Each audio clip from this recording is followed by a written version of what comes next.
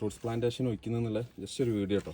ആദ്യം തന്നെ ഈ ക്ലറി നമ്മളൊന്ന് ഇളക്കണം. ഫസ്റ്റ് ആദ്യം ഒന്ന് ഇളക്കി ഫുള്ള് സെറ്റാക്കാം.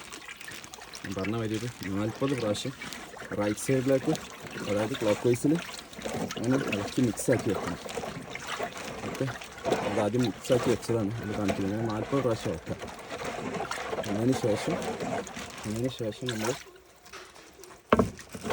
ഇതൊരു ചെറിയ പാട്ടാണ്. അപ്പോൾ അതിലേക്കൊരു ലേശം 1/2 ലിറ്റർ, ഇതിലേക്കൊരു 1/2 ലിറ്റർ എടുക്കുന്നുണ്ട്. ഇതിലേക്ക് ഒരു 1.5 ലിറ്റർ, എന്നിട്ട് അതിൻ്റെ ഡബിളല്ല 10 ഇരട്ടി വെള്ളം ചേർക്കുക. എന്നിട്ട് ഏകദേശം ഒരു 1.5 ലിറ്റർ ഉണ്ട്. ഇതിലേക്ക് ഇനി വെള്ളം ചേർക്കുന്ന കാണിച്ചത്. ബക്കറ്റ് ഫുള്ളായാലും 10 ഇരട്ടി വെള്ളമാകും.